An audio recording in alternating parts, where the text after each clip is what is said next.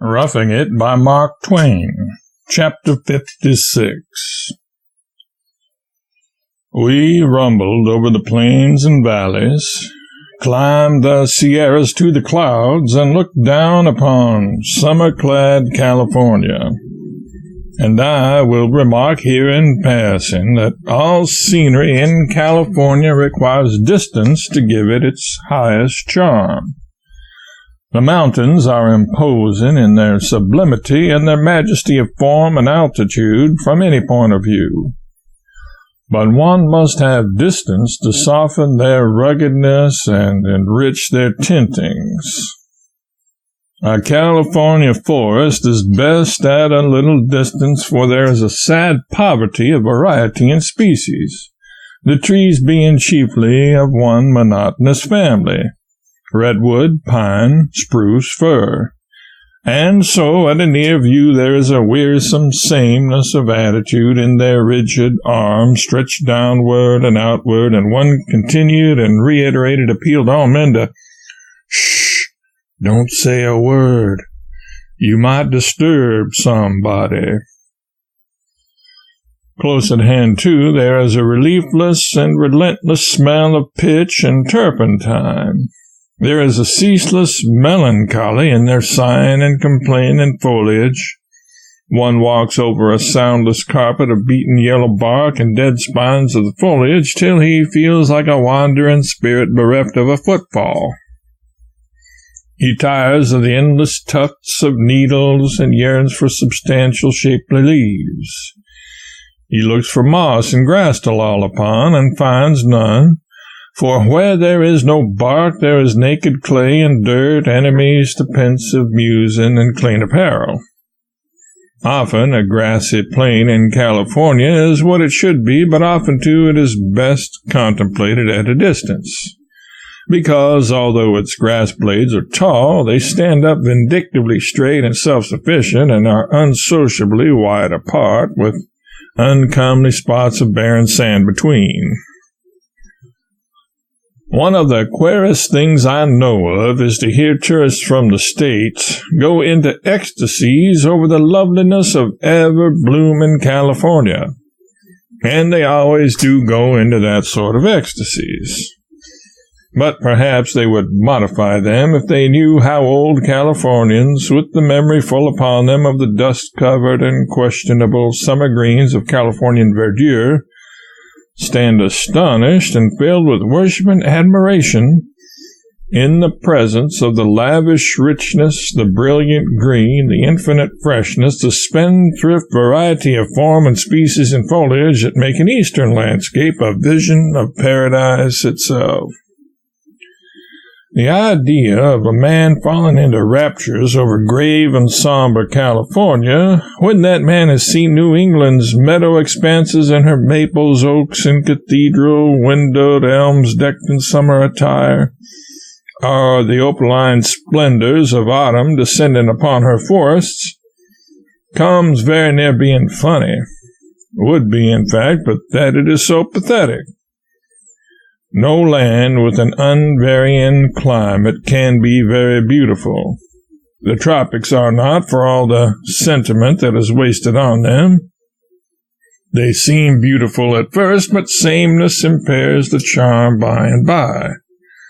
Change is the handmaiden nature requires to do her miracles with. The land that has 4 well-defined seasons cannot lack beauty or pall with monotony.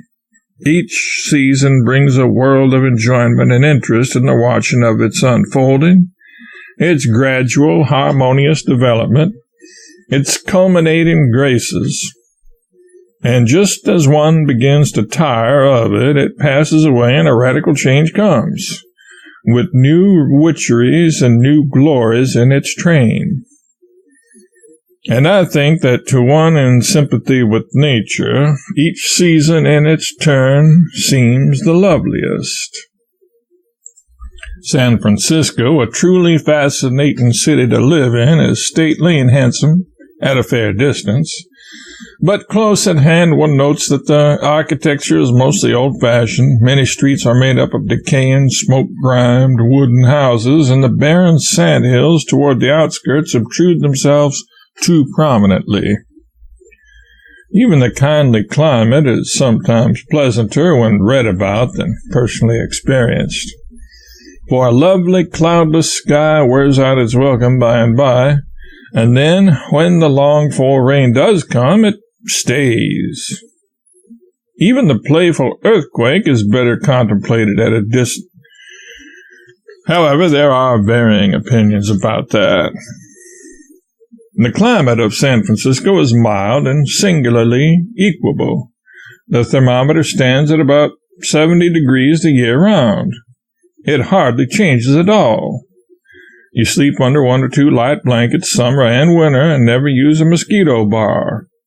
Nobody ever wears summer clothing. You wear black broadcloth if you have it, in August and January, just the same.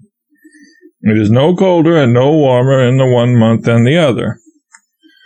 You do not use overcoats and you do not use fans. It is as pleasant a climate as could well be contrived, take it all around, and is doubtless the most unvarying in the whole world. The wind blows there a good deal in the summer months, but then you can go over to Oakland if you choose, 3 or 4 miles away. It does not blow there. It has only snowed twice in San Francisco in 19 years, and then it only remained on the ground long enough to astonish the children and set them to wondering what the feathery stuff was. During 8 months of the year straight along, the skies are bright and cloudless, and never a drop of rain falls.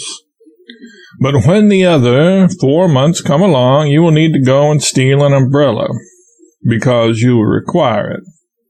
Not just one day, but 120 days in hardly varying succession. When you want to go visiting or attend church or the theater, you never look up at the clouds to see whether it is likely to rain or not. You look at the almanac. If it is winter, it will rain. And if it is summer, it won't rain, and you cannot help it. You never need a lightning rod because it never thunders and it never lightens. And after you have listened for 6 or 8 weeks every night to the dismal monotony of those quiet rains, you will wish in your heart the thunder would leap and crash and roar along those drowsy skies once, and make everything alive. You will wish the prison lightnings would cleave the dull firmament asunder and light it with a blinding glare for one little instant. You would give anything to hear the old familiar thunder again and see the lightning strike somebody. And along in the summer, when you have suffered about 4 months of lustrous, pitiless sunshine, you are ready to go down on your knees and plead for rain, hail, snow, thunder, and lightning, anything to break the monotony. You will take an earthquake if you cannot do any better, and the chances are that you'll get it too. San Francisco is built on sandhills, but they are prolific sandhills. They yield a generous vegetation. All the rare flowers which people in the States rear with such patient care in parlor flower pots and greenhouses flourish luxuriantly in the open air there all the year round. Calla lilies, all sorts of geraniums, passion flowers, moss roses. I do not know the names of a 10th part of them. I only know that while New Yorkers are burdened with banks and drifts of snow, Californians are burdened with banks and drifts of flowers, if they only keep their hands off and let them grow. And I have heard that they have also that rarest and most curious of all the flowers, the beautiful Espiritu Santo, as the Spaniards call it, or flower of the Holy Spirit, though I thought it grew only in Central America, down on the Isthmus. In its cup is the daintiest little facsimile of a dove as pure as snow. The Spaniards have a superstitious reverence for it. The blossom has been conveyed to the states, submerged in ether, and the bulb has been taken thither also, but every attempt to make it bloom after it arrived has failed. I have elsewhere spoken of the endless winter of Mono, California, and but this moment of the eternal spring of San Francisco. Now, if we travel 100 miles in a straight line, we come to the eternal summer of Sacramento. One never sees summer clothing or mosquitoes in San Francisco, but they can be found in Sacramento. Not always and unvaryingly, but about 143 months out of 12 years, perhaps. Flowers bloom there always, the reader can easily believe. People suffer and sweat and swear morning, noon, and night, and wear out their stanchest energies fanning themselves. It gets hot there. But if you go down to Fort Yuma, you will find it hotter. Fort Yuma is probably the hottest place on earth. The thermometer stays at 120 in the shade there all the time, except when it varies and goes higher. It is a U.S. military post, and its occupants get so used to the terrific heat that they suffer without it. There is a tradition attributed to John Phoenix. It has been purloined by 50 different scribblers who were too poor to invent a fancy but not ashamed to steal one, MT. That a very, very wicked soldier died there once and, of course, went straight to the hottest corner of perdition. And the next day he telegraphed back for his blankets. There is no doubt about the truth of this statement. There can be no doubt about it. I have seen the place where that soldier used to board. In Sacramento, it is fiery summer always, and you can gather roses and eat strawberries and ice cream and wear white linen clothes and pant and perspire at 8 or 9 o'clock in the morning, and then take the cars and at noon put on your furs and your skates and go skimming over frozen Donner Lake, 7,000 feet above the valley, among snowbanks 15 feet deep and in the shadow of grand mountain peaks that lift their frosty crags 10,000 feet above the level of the sea. There's a transition for you. Where will you find another like it in the Western Hemisphere? And some of us have swept around snow-walled curves of the Pacific Railroad in that vicinity, 6,000 feet above the sea, and looked down as the birds do upon the deathless summer of the Sacramento Valley, with its fruitful fields, its feathery foliage, its silver streams, all slumbering in the mellow haze of its enchanted atmosphere, and all infinitely softened and spiritualized by distance. A dreamy, exquisite glimpse of fairyland, made all the more charming and striking that it was caught through a forbidden gateway of ice and snow, and savage crags and precipices.